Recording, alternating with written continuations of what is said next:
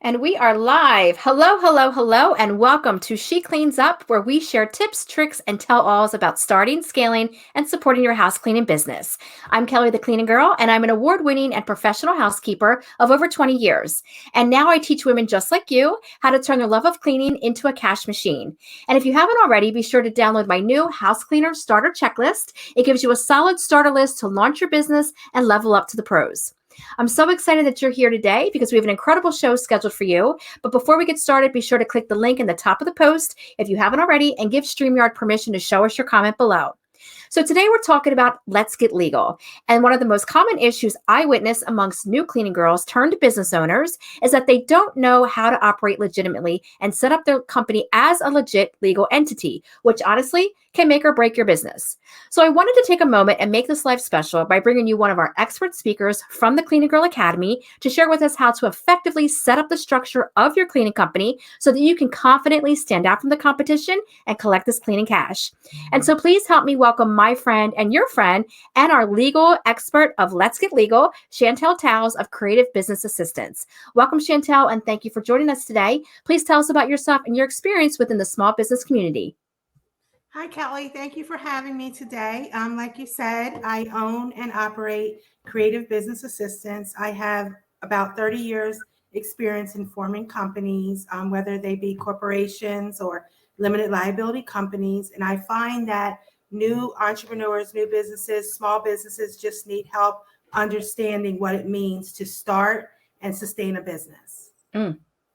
So Chantal, for those that don't know, she is part of my Pink Power team, and she has helped my company stay in compliance on a state and federal level for many, many years. And believe me, I cry and complain about all the annual fees, but by having her in my corner, I know my assets are protected.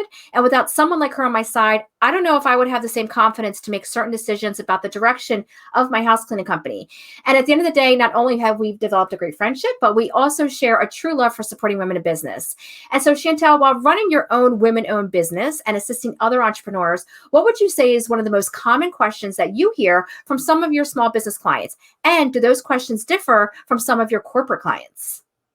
So obviously small businesses really just trying to understand when they're ready to take the step to incorporate.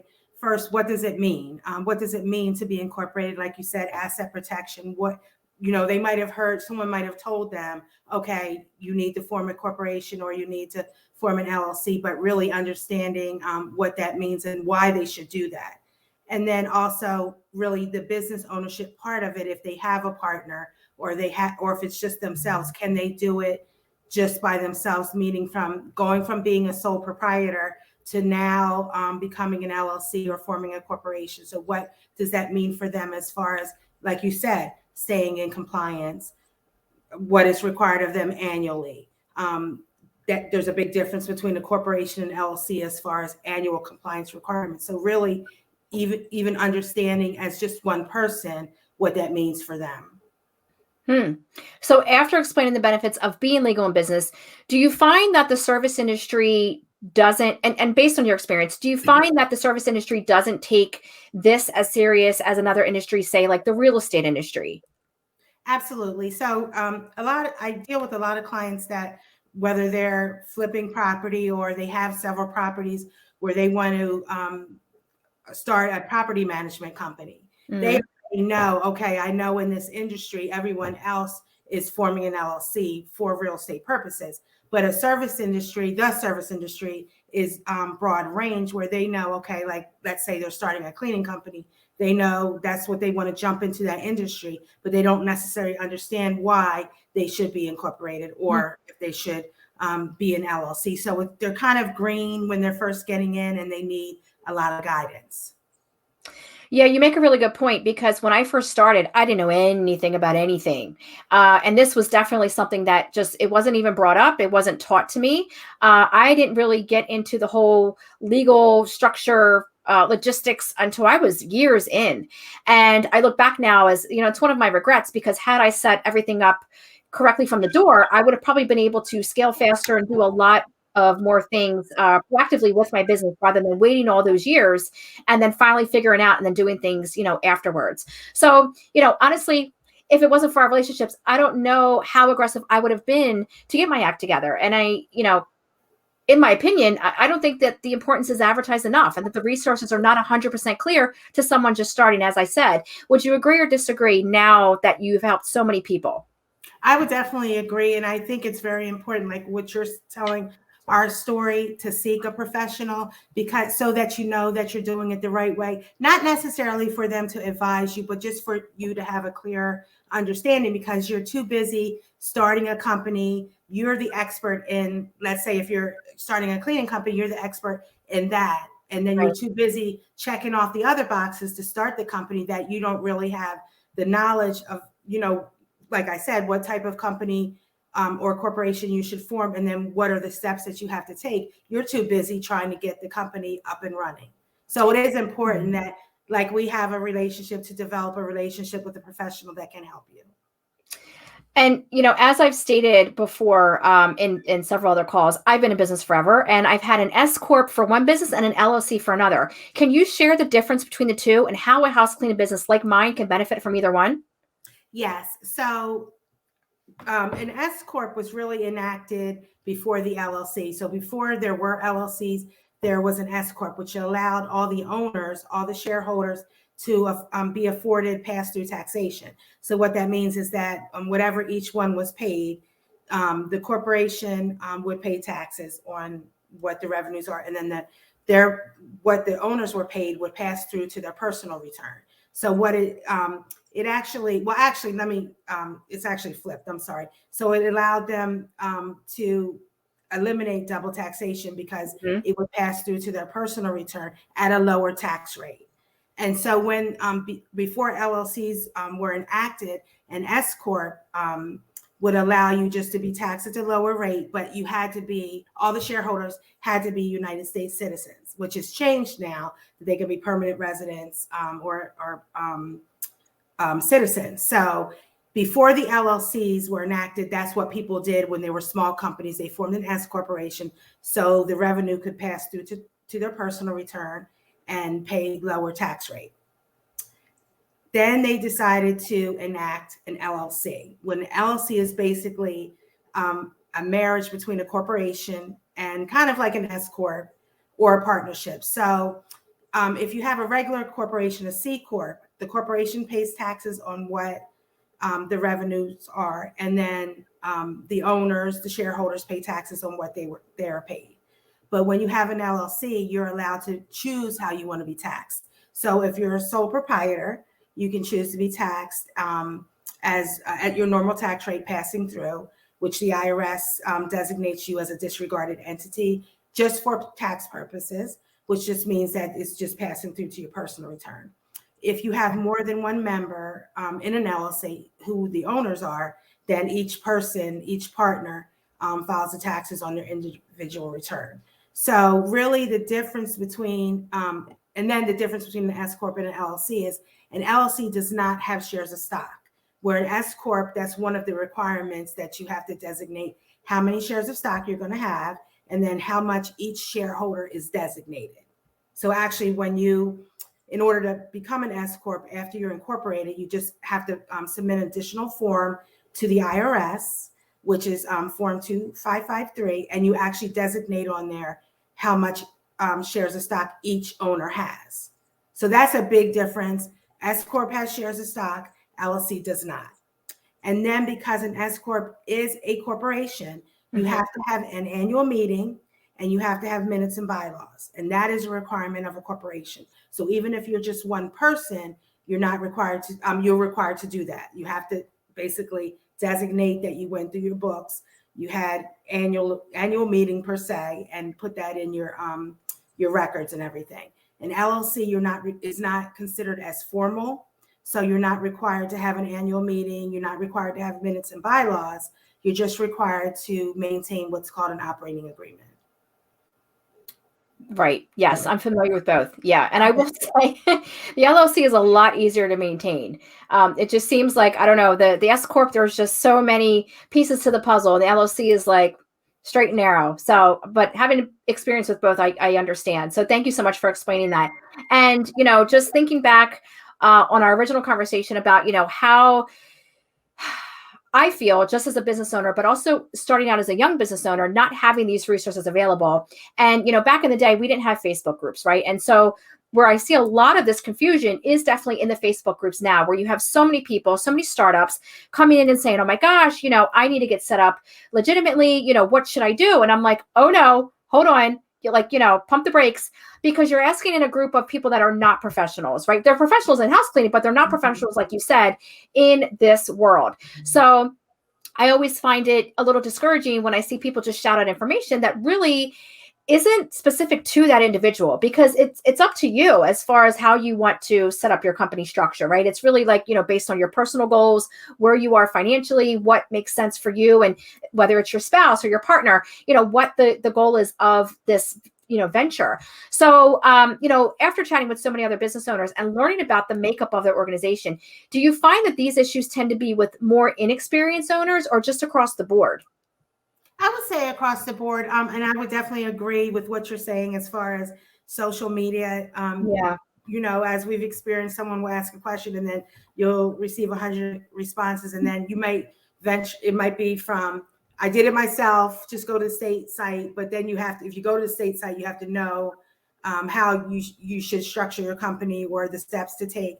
And then also you might have someone that, oh, I can do it for you, but they're in a totally different industry. So you just get a lot of people just giving you information or giving you advice that you shouldn't take. And I see a lot of, even on TikTok, a lot of videos of people, this is how you start your LLC, or this is why you should start your LLC, or this is how you build your credit with an LLC. And they're not really in that industry to be Right. giving them advice. They're just trying to be the Right. next great, just trying to get likes, just trying to get all of that. So Yep. you really have to be careful whether you're a startup or you're starting to form, if you're an existing business owner or a serial entrepreneur, to really get the right information and the sound information to get you started in the right way. And based on, let's just say, startup mode, right? If I'm a cleaning girl, I'm new, I'm starting out, I'm making a couple $1,000s a month, I've got kids, I've got a family, I've got a vehicle. What is the first step that you would recommend to me to get on the right track?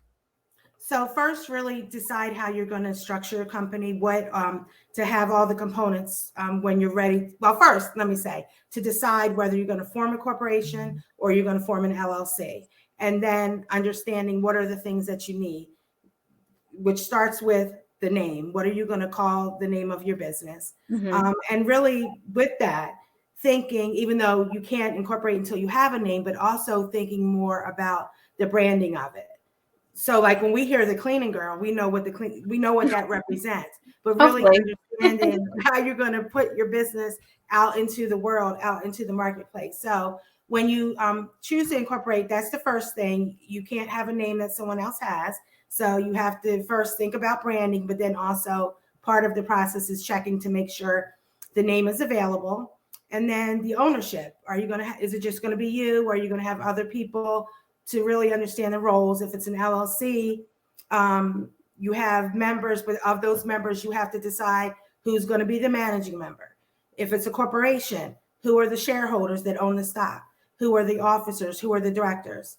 If it's one person, great. If it's more than one person, what are the designated roles going to be as far as that? Are they all going to be directors? Who's going to be the president? Who's going to be the treasurer? All of that. So in addition, so we'd say the name, we'd say the ownership, and then you have to designate a registered agent. Are you going to act as your own registered agent if you have a physical address during normal business hours, or are you going to find a commercial registered agent? So those are all things that you have to think about. And then you have to make sure that you have your annual requirements, your compliance requirements. So if it's a corporation, your minutes and your bylaws. If it's an LLC, it's an operating agreement. And then also understanding, doing your due diligence with the state that you're going to form in. What are your annual requirements? And then when are they due? So for Delaware, for example, we know LLCs, franchise taxes due no later than June 1st. It's $300 a year. So putting that into your budget and knowing that that's something that you have to do every year. Yeah. Yeah. So Chantal, knowing that, you know, the information is out there, it's not for a lot of us, it's not in plain view, right? But we can find it, if we go a little bit down the rabbit hole. Um, what would you say is the best route? Is it to go the free, through the free channels that the federal government allows, or hire a registered agent, like yourself? Okay, so I think first, I would have a professional form the company, taking on the expense to do it. And then even with that, when you're looking at different companies, really understanding if you choose them to act as your registered agent, what are their annual fees? Because there are a lot of companies out there that initially say, okay, you don't have to pay the registered agent for the first year, and then next year you can get a bill for ranging from $250 to $400, and not quite understanding, not being told that. Really understanding as a business owner what that entails. I would always recommend that you seek the help of a professional, not necessarily just for registration, but actually walking you through the steps. Right. Whether it's just someone consulting with you or someone actually taking it from you and handling it from you, and really handling it for you, so you know that it's done correctly. And speaking of that, is that something like LegalZoom could do? Because I see that come up sometimes. I've never used LegalZoom. I remember when it first started, and it was like, oh my gosh, like this great company can do so many things. And of course, they've now expanded and exploded across all kinds of markets. But I do hear that come up when someone says, oh, I just did on LegalZoom. And I was like, gosh, that's got to be expensive. I don't know. But what are your thoughts about something like that? Well, LegalZoom is similar to my company on a larger scale. But that's why I say you really just have to do your due diligence to understand the fees. What is every fee that you're paying, and then understanding the annual fees. And then also really, if one of the great benefits of dealing with the professional is, okay, for example, like I know right now for all my entities that I'm forming in Delaware currently is taking 2 months unless you pay for expedited. But if you go to the state website and you just are submitting it, you don't really know that as like a layperson, so to speak. So really understanding, or even if, let's say you're in Pennsylvania, but you want to incorporate in Delaware, what do I have to do with my home state? So it's always best to talk to a professional. I agree. So, I mean, after learning all of this, right? Because you brought up a couple of things that I think I've heard of, but I wasn't really provided the opportunity to like learn more about that. And to be honest, I almost feel like if it doesn't have to do with me, like I don't care, right? Like I have enough to figure out. And having gone from S Corp to LLC and just knowing the difference, like I feel like, okay, well, I'm good there. Anything else, like I'm just going to call Chantal. Like I don't care. I can't deal. So, after hearing all this, and for anyone that's watching, I'm really hopeful that some of our house cleaners will take note and start the process to legally set up their company for success. Because honestly, having a legal and legit structure in place will only protect everything you're working for down the road. I can attest to that. And I'm sure Chantal, you can as well as other business owners that you've worked with. And so if there are any other house cleaners that have questions about their interest in learning about your service, or have questions about getting legal in general, how can they contact you? So email is the best, which is on the screen, Chantal@cbadirect.com. You can also go to our website, which is cbadirect.com. Feel free to contact us there, but I'm on email 24/7. So that's the best way. And then you can also give us a call. And our email is on the website. Our phone number is on the website. Awesome. And so, ladies, if you're just catching this late, comment replay below and click the links that are provided so you can grab all these goodies. Chantal, thank you so much for spending your time with me today. I can't wait to see you show up inside of our academy and drop more gems for us all. And for everyone watching, thank you for tuning in on today's She Cleans Up session. Be sure to join us next time as we share the dirty journey of all things clean. Thank you so much. You're welcome. All right. See you, everybody.